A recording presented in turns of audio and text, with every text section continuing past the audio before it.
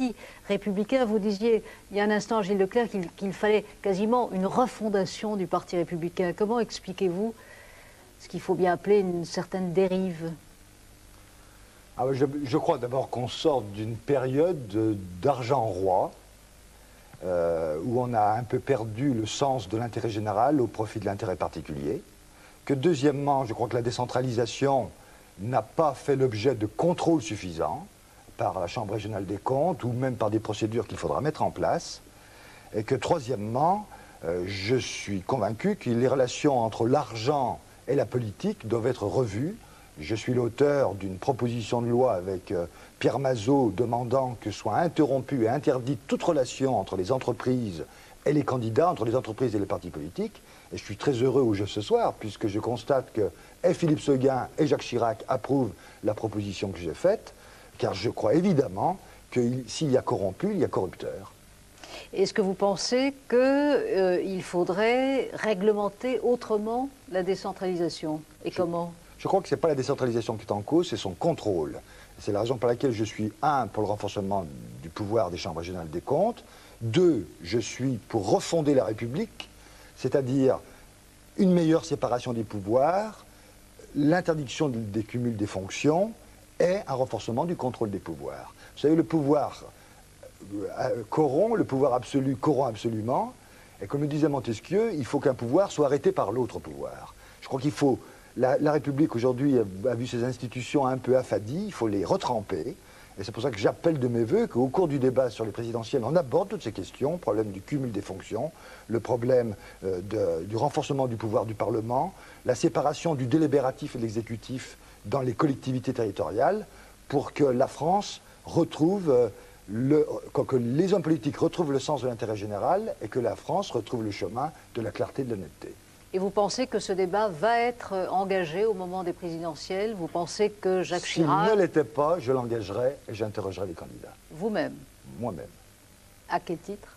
En tant que citoyen et en tant que président du groupe parlementaire UDF et en tant que président du conseil régional Rhône-Alpes. Toute dernière question.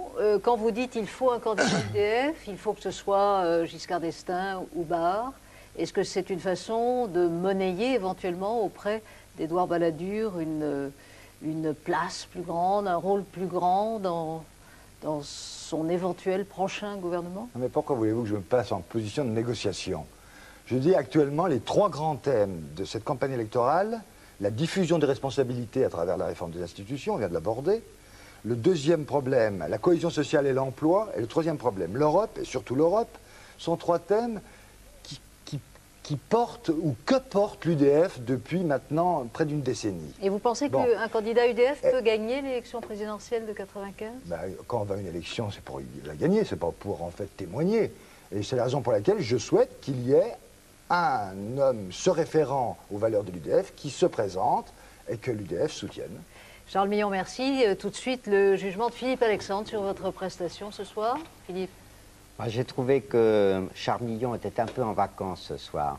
C'était peut-être parce que c'était dimanche, parce qu'en général, il est très, très anticonformiste, il va très loin dans ses déclarations, et que ce soir, j'ai trouvé qu'il avait peut-être une certaine retenue par rapport au problème de l'élection présidentielle, dont j'admets que pour l'UDF, c'est un problème embarrassant, parce que le Parti républicain, son parti, est dans une situation, comment dirais-je, très déstabilisée, j'emploie la litote à mon tour, et que les centristes sont préoccupés de leur propre choix présidentiel, et que cette famille UDF, dont Charles Millon nous a beaucoup parlé ce soir, donne l'impression d'être un peu un corps, comment dirais-je, désarticulé.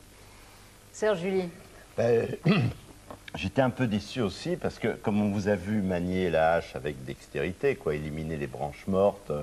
Un arbre qui poussait de travers. Oui, un arbre qui poussait de travers, comme on a remarqué que dans la famille IDF, il y en avait un certain nombre. Donc, non, j'étais déçu que vous ne nous disiez pas quand allait être désigné le candidat de l'UDF. Parce que vous nous dites, c'est très bien qu'il y ait la clarification par la désignation d'un candidat du RPR, il faut absolument que le débat sur les présidentielles s'engage, il faut absolument que vous ayez un candidat, mais pourquoi vous ne voulez pas nous dire à quelle date il sera désigné? Charles Millon, le droit de réplique. Mais je ne vous ai pas parlé de désignation d'un candidat, je vous ai dit je souhaite qu'un candidat se référant aux valeurs de l'UDF se déclare dans les meilleurs Et alors, délais. c'est quelle date? Oh, ben, je pense que ça va faire avant la fin janvier. Avant la fin janvier, on a un candidat UDF. Vous aurez un candidat se référant aux valeurs de l'UDF, c'est ce que je souhaite. Et c'est ce pourquoi je milite. Oui, mais enfin, comme vous êtes le président du groupe parlementaire, vous avez peut-être Mais plus je suis clair, d'assurance que je nous. milite pour qu'avant la fin du mois de janvier, il y ait un candidat. Et alors, vous pouvez se nous référant signer, aux il y en valeurs aura de un. l'UDF. Quoi qu'il arrive, je ferai tout ce qui sera possible. Donc, si personne ne veut y aller, vous serez obligé de vous dévouer. Mais pourquoi voulez-vous que ce soit moi qui me dévoue? Mais non, ce serait très bien. Non, c'est pas du Vous voyez, dévouement. on est plusieurs à le Voyez, dire ce soir. écoutez, Il serait non, mais pas- j'ai l'impression que vous avez un mauvais jugement sur cette émission. Vous pensez que c'est pas un bon endroit pour se déclarer? Je vous réponds que la question n'est pas à l'ordre du jour.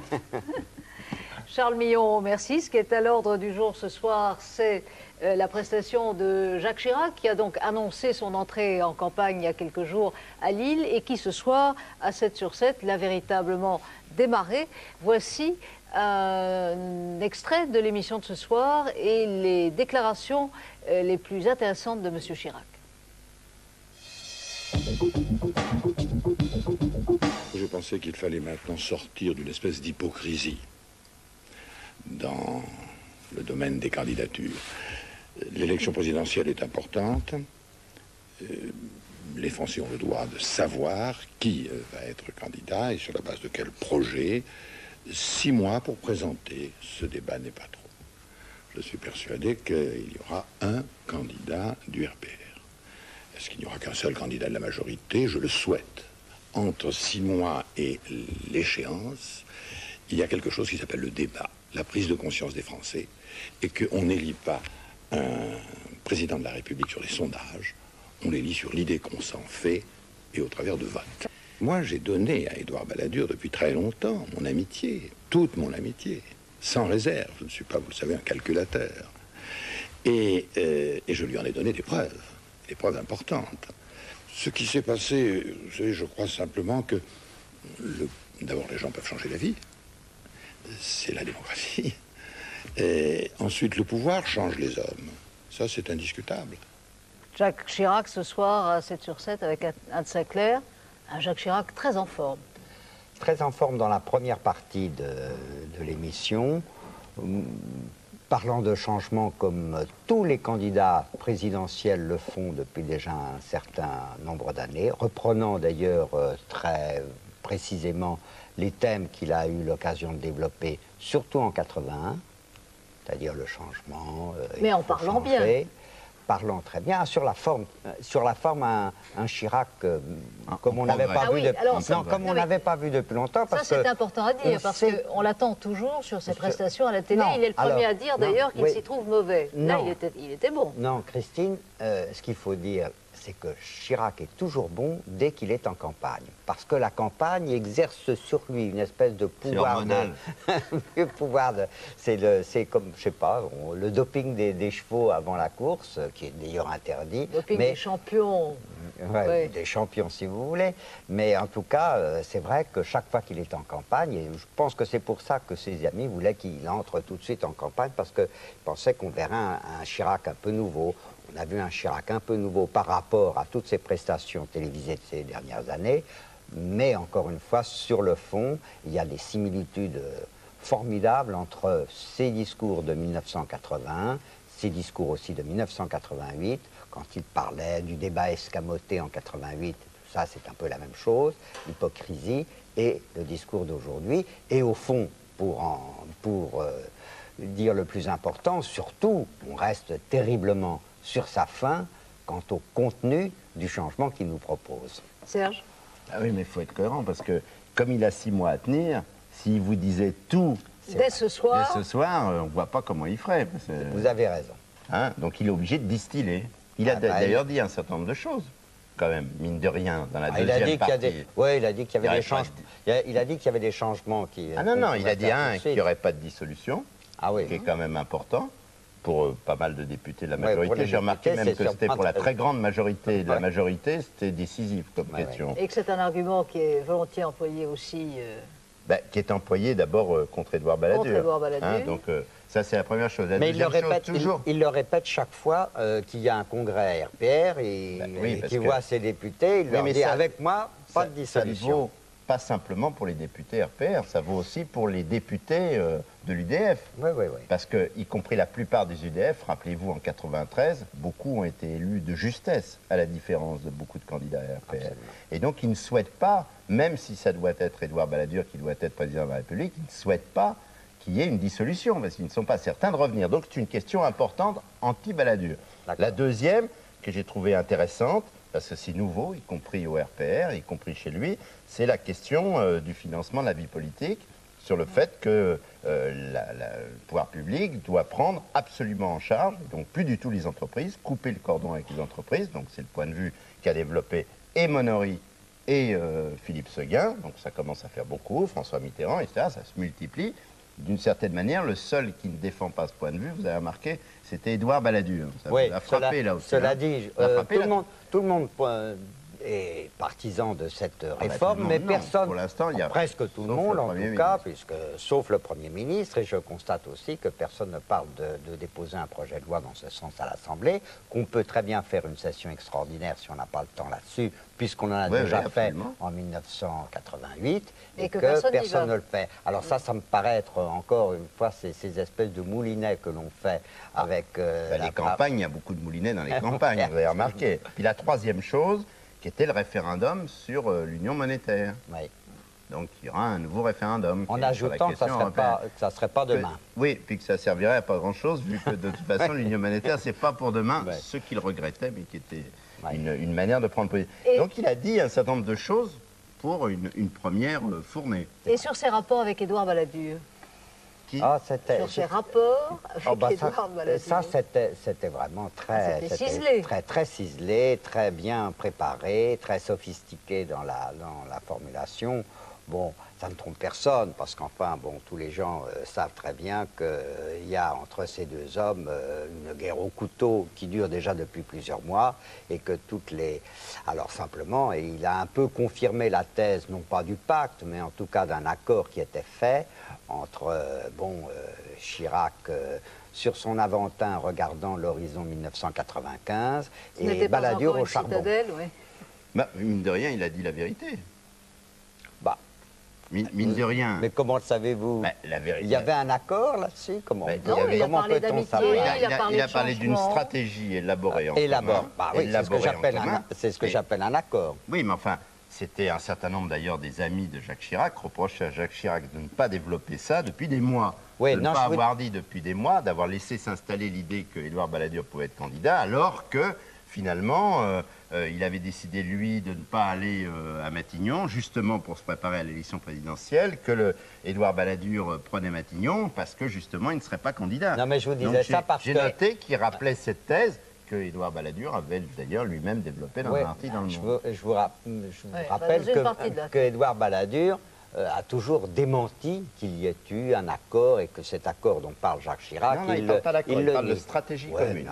Alors, à propos de stratégie, justement, retenons le mot. Est-ce que la stratégie de Jacques Chirac de s'engager dans une course quand même de demi-fond... De longue durée, hein, 6 mois. C'est assez long. C'est les 6 mois d'ailleurs, les 6 mois qui On peut quand même demandent. estimer que ce soir, il a réussi cette toute première étape télévisée. Est-ce qu'il va réussir à intimider Balladur? Oh bah, vous savez, on va voir. Hein, c'est bien difficile. On sent bien que c'est bien là-dessus qu'il compte. Qu'il compte là-dessus. Il a toujours fait ça. Je veux dire qu'il l'a fait beaucoup contre Valéry Giscard d'Estaing en 1981. Il a fait d'ailleurs la même chose, un grand tour de France comme un peu ce qu'il nous annonce. Et puis, il distribuait des petites piques et des petites phrases qui font à double sens ou à triple ou à quadruple sens contre le président UDF de l'époque. Et c'est un petit peu la même chose. Mais vous avez remarqué qu'il pratique toujours beaucoup, moi ça m'a vu, ça me plaît un peu d'ailleurs parce que c'est assez drôle, il pratique toujours beaucoup la méthode Coué, Jacques Chirac. C'est vraiment un adepte et un partisan et un praticien de la méthode Coué formidable. Et il dit, il y aura un seul candidat de la majorité. Hein, il va quand même assez loin de la majorité. Il dit une fois, il y aura un seul candidat à RPR, et après un petit peu plus loin, il dit il y aura un seul candidat de la majorité. Alors bon, il faut rappeler quand même qu'aussi en 1980, il disait en tout cas je serai présent au second tour. Oui, mais Oui, c'est vrai qu'il Mais aime c'est beaucoup la sympathique, méthode Coué. c'est C'est vrai qu'il aime sympathique. beaucoup la méthode Coué, même au point qu'on croirait qu'il l'a inventée. Mais en l'occurrence, je crois que le problème là est quand même plus délicat, parce qu'en l'occurrence, vous le savez, la plupart des élus RPR ont quand même comme point de vue que ce qui est prioritaire, c'est pas d'être fidèle à Jacques Chirac, à l'un ou à l'autre, c'est de gagner. Oui. Bon, c'est que le RPR gagne l'Élysée. Et donc, ils suivront celui qui gagnera l'Élysée. Je ne crois pas qu'il y aura un engagement à la vie, à la mort avec Jacques Chirac samedi prochain au Congrès, qui aura lieu la semaine prochaine pour plébisciter l'initiative de Bah, Jacques c'est quand même Chirac. le but, Oh, là. bah si, C'est quand Non, même le je but. crois que ça sera réunion du RPR, Je- ce qui ne serait je- pas je une crois espèce qu'il- de grand-messe. Mais ça sera une grand-messe. Le RPR. Mais ça sera une grand-messe, mais d'abord, on est dans un système gaulliste. Dans un système gaulliste, le parti n'investit pas le candidat. Bon, c'était la mesure. Et la deuxième chose, Alain Juppé a eu l'occasion de dire à plusieurs reprises, et comme je pense qu'il a de bonnes chances de devenir le président du RPR, il l'a dit d'ailleurs juste après la déclaration de candidature de Jacques Chirac, qu'il fallait d'une certaine manière que Jacques Chirac fasse ses preuves, soit convaincant dans les semaines à venir, et que, d'une certaine manière, le RPR aurait l'occasion de se prononcer en temps venu. Je crois que c'est Et ça le le RPR mécanisme. pourrait choisir quelqu'un d'autre. Je crois qu'il choisira le gagnant.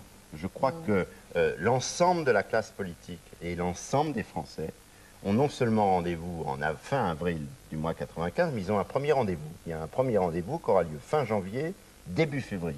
Oui, mais et vous là, avez- d'une certaine manière, sont les sondages. Oui, mais vous avez qui remarqué trancheront. qu'il nie l'importance des sondages Oui, bah oui, c'est et que de plus, on peut pas très parce très qu'il bien les nie imaginer. que Oui, ça si, mais on peut n'existe très pas. bien imaginer, parce que ce sont des situations que nous avons connues dans le passé, on peut très bien imaginer que les sondages ne sont pas très clairs. Oui, mais- et En tout que cas, celui, 3 mois. que- attendez, arrêtons-nous sur celui qu'a publié ce matin le journal du dimanche, sondage IFOP. Bah, c'est un donc sondage un bond de très- 5 points c'est pour un- Chirac, qui est c'est un quasiment son- au coude à coude avec c'est un la- sondage très ambigu et personne ne peut dire je suis manifestement le meilleur pour gagner. Non, mais enfin, Personne des deux. non, Ce que l'on il est voit pas quand même, ambigu, c'est mais- que Chirac Oui, a mais Christine, amélioré sa position, Christine, là. c'est mécanique.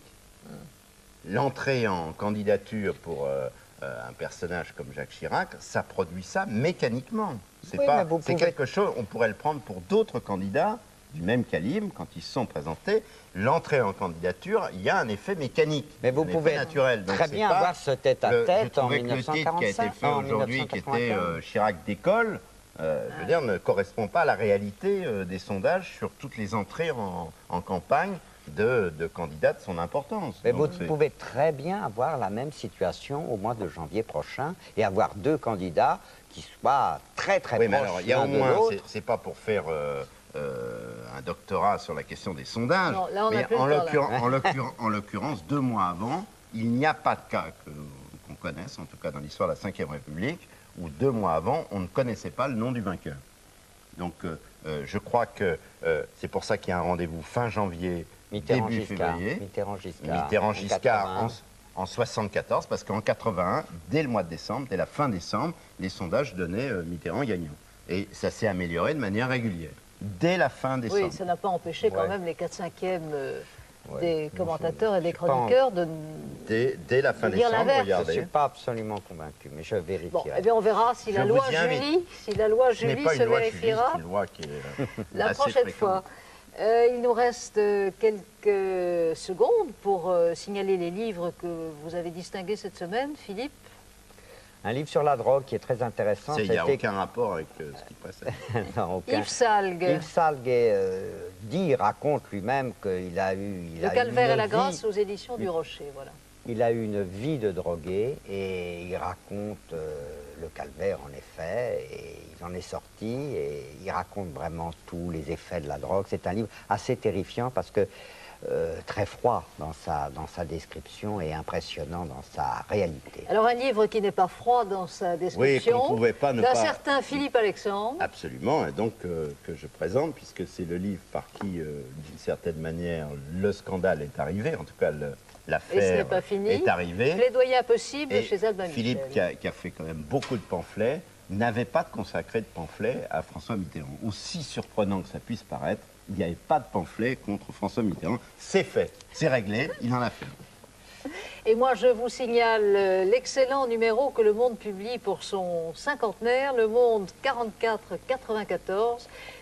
Ils ont demandé à toutes sortes de personnalités, d'experts, de journalistes, d'analyser année par année l'évolution du monde, l'évolution de la France, l'évolution du monde, le journal. Depuis 50 ans, c'est tout à fait passionnant. Et il y a aussi tout un chapitre sur précisément les grandes évolutions de la société française et aussi de la vie internationale. Voilà, c'est tout pour ce soir. Je vous rappelle que dans quelques minutes, Catherine McTauge va vous présenter le journal, après la météo de Florence Klein.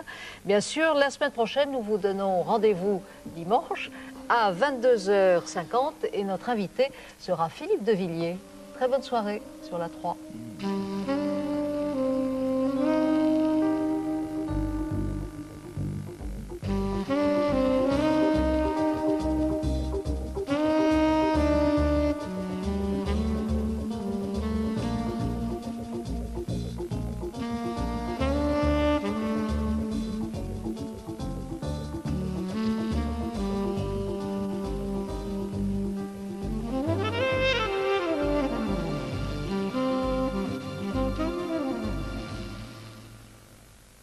Mastroianni, 8,5, le chef-d'œuvre du maestro au cinéma de minuit après le soir 3.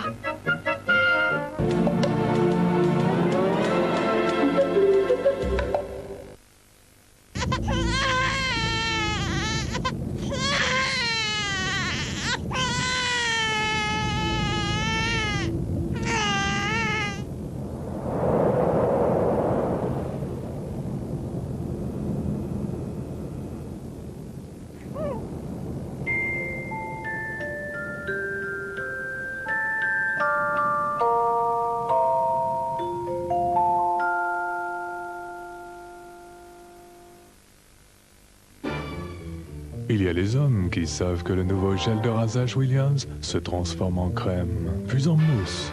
C'est mieux pour préparer sa peau, pour bien l'hydrater. Et il y a les autres. Votre ceinture, s'il vous plaît, monsieur. Oui, je sais. La sécurité avant tout. Williams respecte les hommes qui se respectent. Passionnez-vous pour votre maison. Idée maison et intérieur d'automne, 2 salons pour vous aider à vivre votre passion. Mobilier, bricolage et décoration. Du 11 au 20 novembre, porte de Versailles. Mégatron de Grundig, c'est une image plus vraie que nature. Mégatron de Grundig, créé pour vous.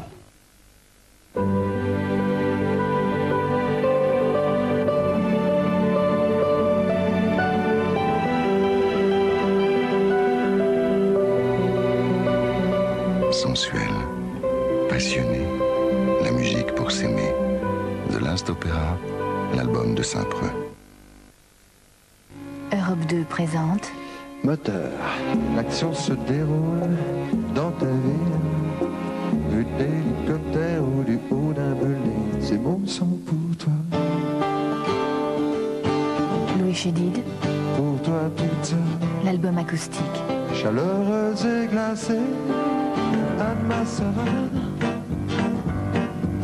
Si je te disais ce que je vois venir. Louis Chédid acoustique. 17 chansons que vous croyez connaître. Pour tout connaître de vos clients ou de votre entreprise, 3617 Eurydill. Regardez-la bien, elle s'appelle Irène. Comme tout le monde, elle a un mari. Arrête de lire ce journal de fasciste. Un fils. Mais elle l'a appelé Léon. Enfin, tout irait pour le mieux si elle était communiste. Découvrez Josiane Balasco dans Tout le monde n'a pas eu la chance d'avoir des parents communistes, une cassette vidéo pour tous ceux qui en ont rêvé. Sur un lit, chacun fait ce qu'il veut. Moi, je joue aux courses. 3615 PMU, parier de chez soi, ça a du bon. Voyons Saturne. Et tes devoirs? Presque terminé. Quel est le processeur pour PC qui assure à tous des performances extraordinaires? Bon, les Kilrati, c'est parti. Le processeur Intel Pentium. Salut, c'est presque prêt. Je vois.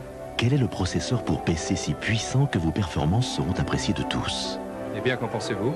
Génial! Le processeur Intel Pentium. Moi, Donner le biberon à 2 h du matin, j'adore ça. Jouer aux courses aussi. 3615 PMU, parier de chez soi, ça a du bon. Dim sort ses diams dans un nouvel écrin et réinvente le plaisir du collant. Dis-moi, pour un dur, t'as plutôt la peau douce? Toi et moi, on est vraiment faits l'un pour l'autre. Quel dommage que je sois obligée de te quitter ce soir. Diams, il vous prend par la douceur. Le plus beau Dim, c'est vous.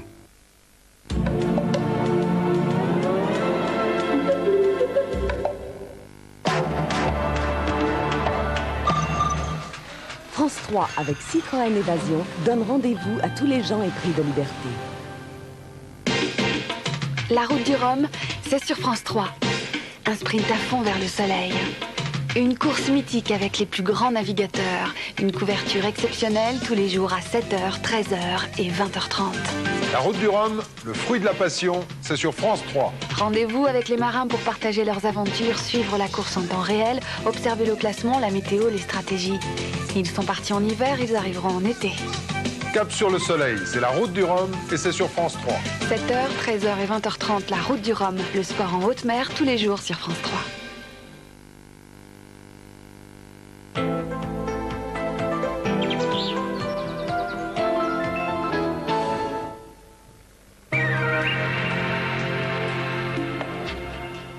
Bonsoir, nous avons enregistré cette météo en fin d'après-midi. Voici la fin de ce week-end donc consacré à la route du Rhum ici à Saint-Malo et dans la région avec les bateaux qui vont donc traverser l'Atlantique. Vous pourrez suivre tout au long de ces 15 jours avec Thalassa l'évolution de cette merveilleuse course.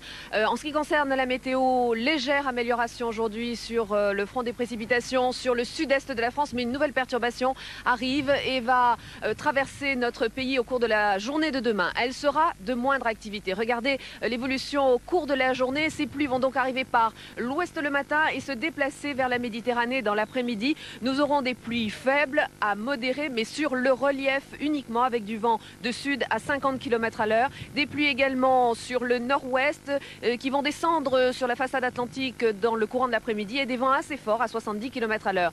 Du très beau temps sur le nord-est et des nuages entre ces deux zones puisque la perturbation va avancer et donner des nuages élevés à moyens. Les températures, eh bien, elles vont être un tout petit peu...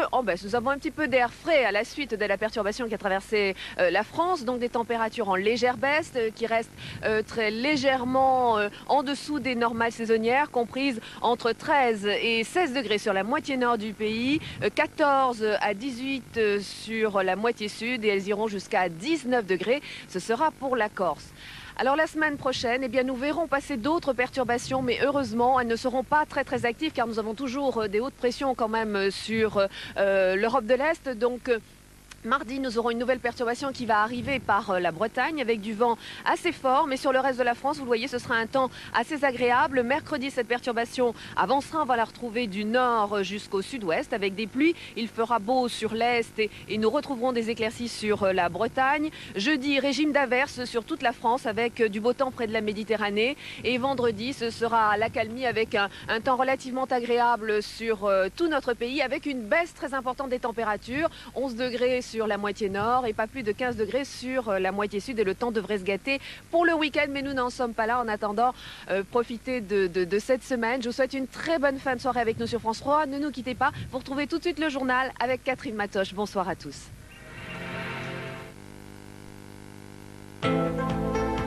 Center Parcs, une oasis de détente toute l'année. Hé mec, t'as un souci? Sur France 3, pas de problème, on aime les plaisirs défendus. On a déclenché la 3e guerre mondiale. Avec Dana Croyd de Tchevichez, l'espionnage était au bord du gouffre. Osez faire un pas en avant. C'était du graton. Ta gueule. Dana Croyd, Tchevichez, 2 possibles chez les marteaux. Tu seras le plus impitoyable des flics. Sur France 3, on aime les plaisirs raffinés. Et Robocop ne vous refuse rien. À vous de rajouter un peu d'huile sur le feu. Nous avons une nouvelle arme. Elle s'appelle Robocop. Sur France 3, on aime les plaisirs gratuits. Charlie Sheen vous offre un baptême de l'air. Apportez les dragées pour décoller sur les ailes de votre désir. Allez, tire, on va la recoller. S'il n'y a plus de pilote dans l'avion, ce n'est pas une erreur. Sans vous en rendre compte, vous avez déjà pris les commandes.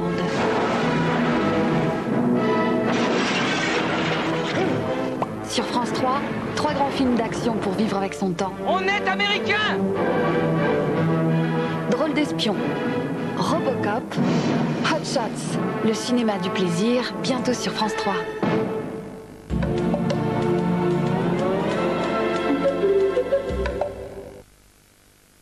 Il y a les hommes Williams et il y a les autres. Alors, à vous de choisir. Williams respecte les hommes qui se respectent. Martine est très gentille. Paul, il fait que des bêtises. Martine est très forte à l'école. Paul est nul. Ah, Martine mange bien. Paul fait toujours des histoires. Martine ne suce pas son pouce. Mais c'est pas Martine. C'est pas grave, continue. Paul est lamentable. Le papa de Martine a une 806. Super. Peugeot 806, la voiture que les enfants conseillent à leurs parents. Passionnez-vous pour votre maison. Idées maison et intérieur d'automne. 2 salons pour vous aider à vivre votre passion. Mobilier, bricolage et décoration. Du 11 au 20 novembre, porte de Versailles.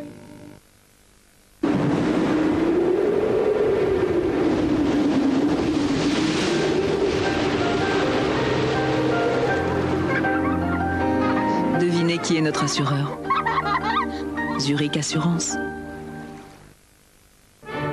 Pour tout connaître de vos clients ou de votre entreprise, 3617 Eurydeal. Ça y est, le nouveau Presario de Compaq est sorti. Un ordinateur pour la maison qui remplace, devinez quoi?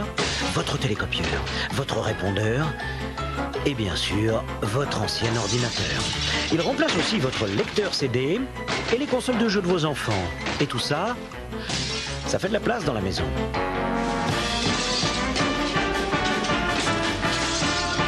Nouveau Compaq Presario, l'ordinateur à tout faire. Compaq, à suivre. La chanson française traditionnelle, ses grands succès enfin enregistrés pour vous, en compact et cassette.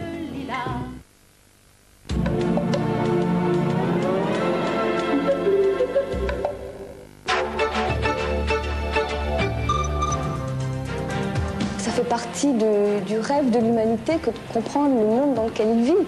On pense qu'on connaît un sujet, mais il y a toujours quelqu'un qui va nous poser une question qu'on n'a jamais pensée. La connaissance ne se brevette pas. Elle se publie.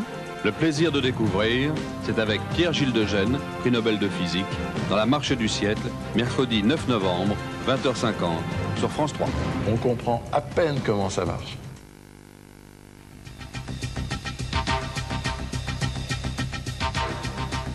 Dans ce journal, les inondations dans le sud de la France, bilan 3 morts et 3 disparus. Jacques Chirac rompt le silence 2 jours après l'annonce de sa candidature à la présidentielle.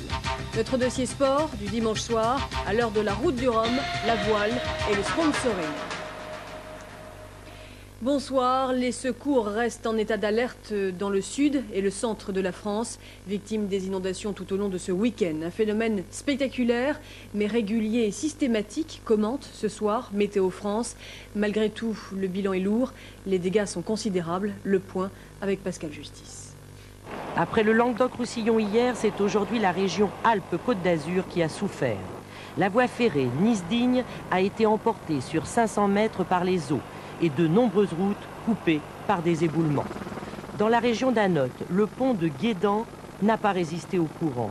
Ses structures métalliques ont plié sous la pression de l'eau. Une coulée de boue a envahi la gare d'Anote en emportant un wagon. Plus de peur que de mal, personne n'a été blessé. Mais il a fallu évacuer les habitations avoisinantes.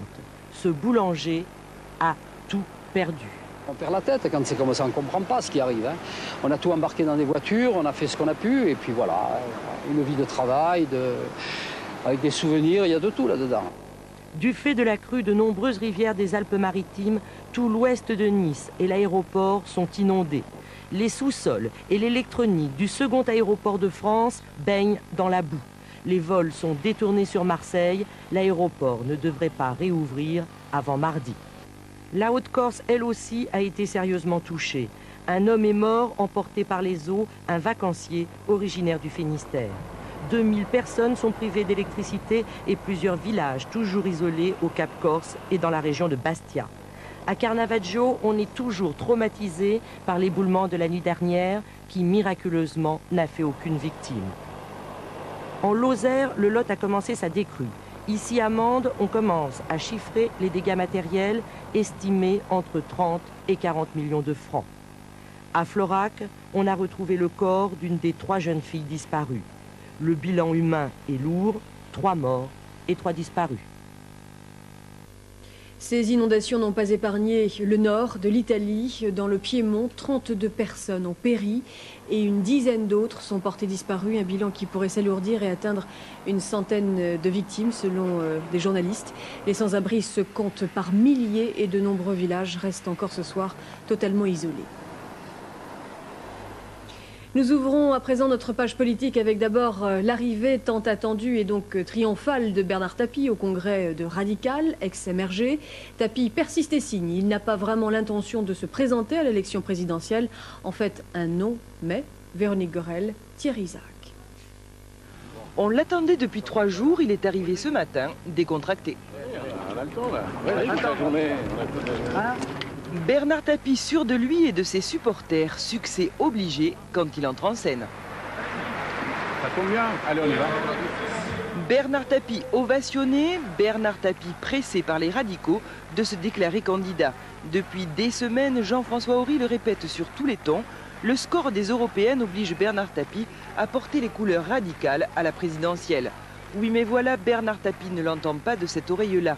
Aujourd'hui, il n'est pas candidat parce qu'il n'est toujours pas le mieux placé à gauche pour remporter cette élection-là.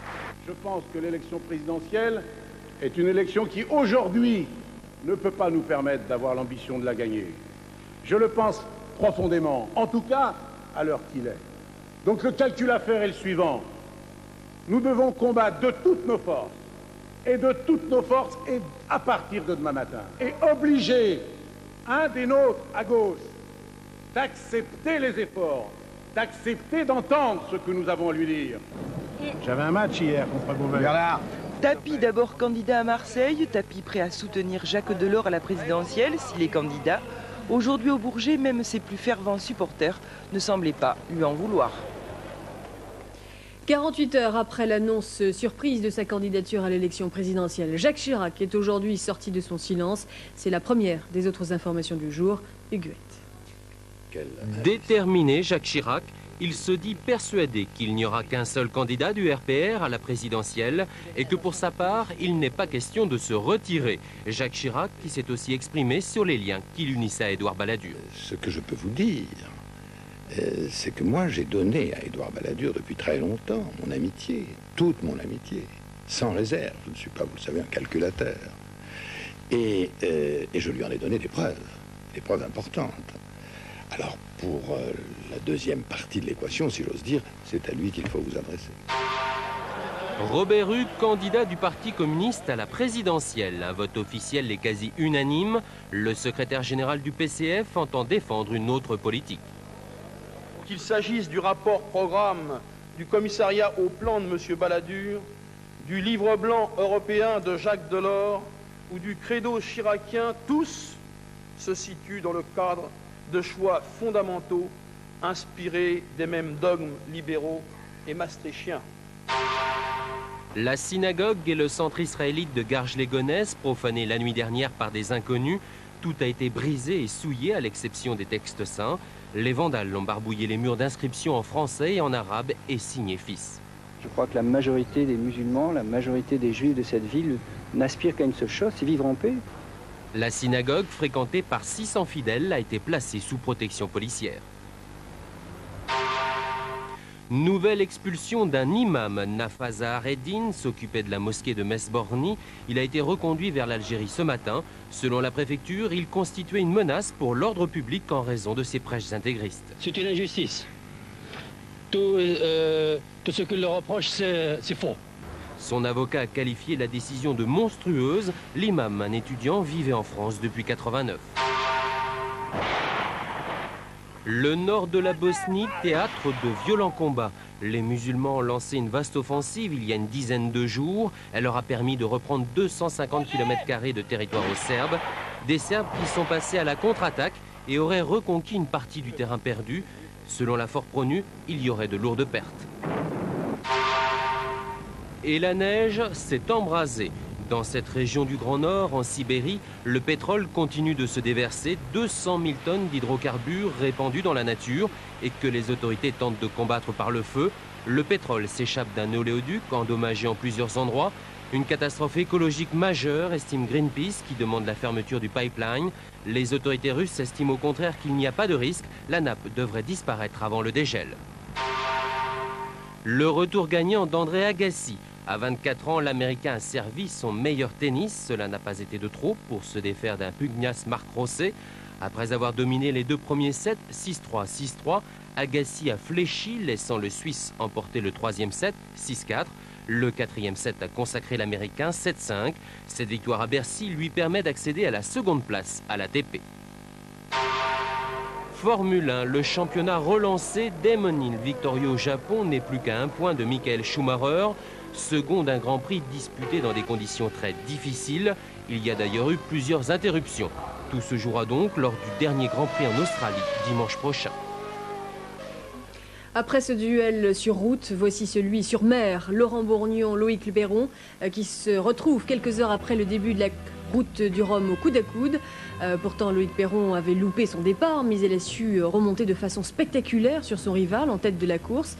Il leur faudra battre le record détenu par Florence Artaud il y a 4 ans. Elle ralliait Saint-Malo à Pointe-à-Pitre en 14 jours.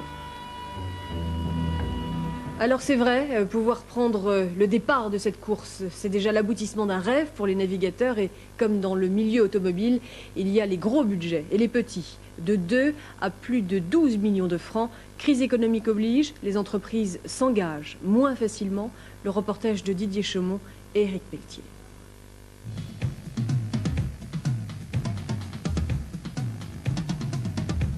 La route du Rhum embarque à chaque édition une kyrielle de sponsors sans qui cette course au large n'aurait jamais pu atteindre un tel prestige. Mais voilà pour le marin qui s'est mis dans la tête d'aller se faire brasser dans la tempête. La recherche d'un sponsor devient alors le nerf de la guerre. Sur la route du Rhum, il y a les grosses écuries comme Fujifilm, un budget de plus de 10 millions de francs et la participation de 3 bateaux.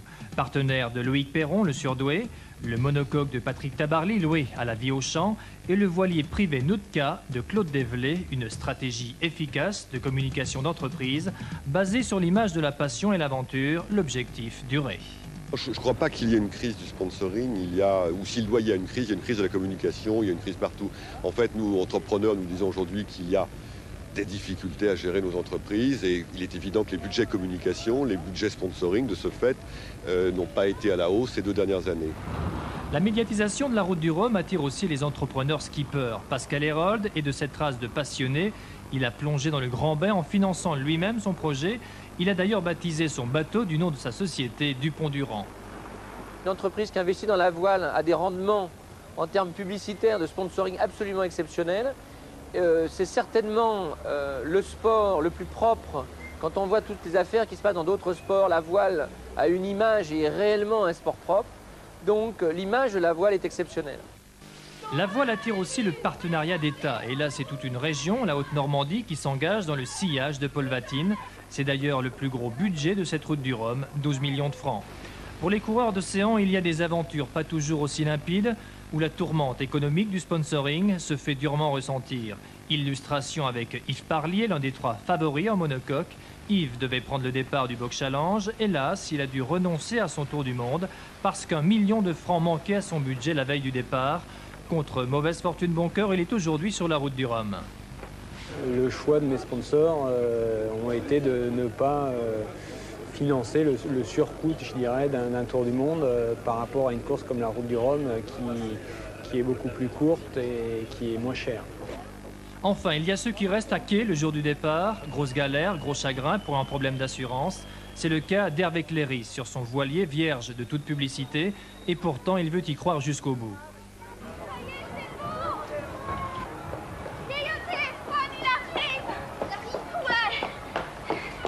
C'est bon. Il était chaud, Bretagne. Il faut qu'il débarque, qu'il arrive.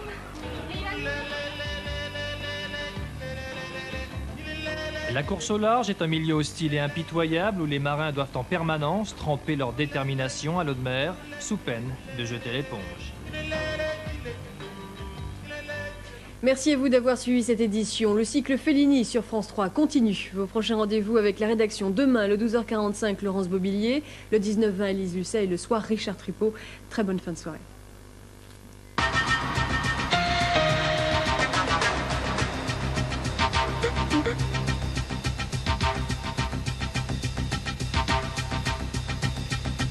Huit et demi, le grand tournant dans l'œuvre de Fellini. On ne va pas vous raconter, il suffit de regarder tout de suite au cinéma de minuit.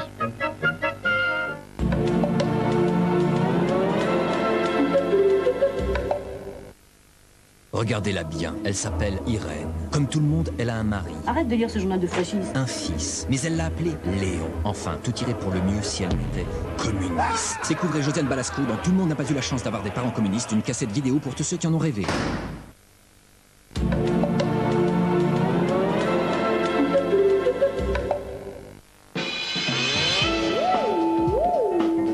Relations internationales,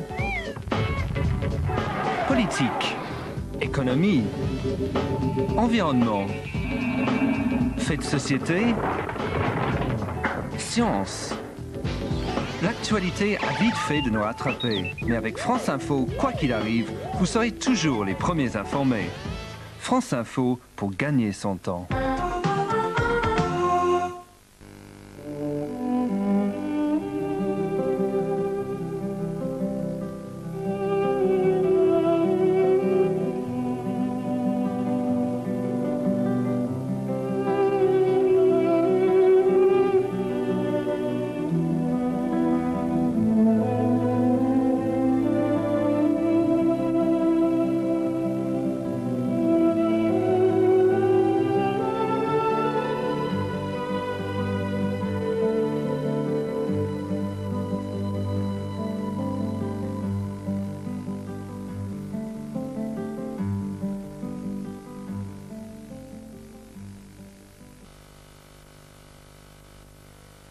Tourné par Fellini, entre le sketch de Bocca 70 et Juliette des Esprits, 8 et demi est une œuvre essentiellement autobiographique.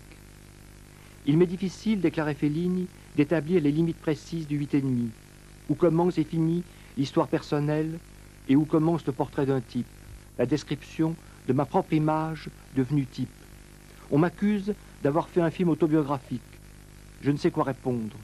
La seule chose que je sache, c'est que je voulais parler de la vie d'un metteur en scène qui a des ennuis d'ordre spirituel, perdu dans une sorte de confusion.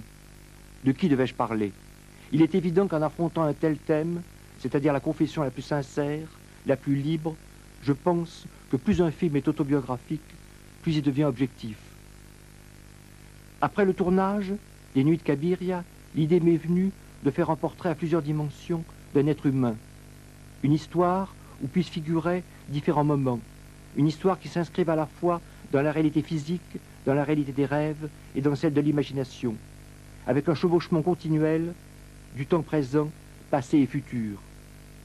8 et demi exprime ma réalité, mes intérêts, mes peurs, mais je ne crois pas qu'il soit l'histoire de Fellini.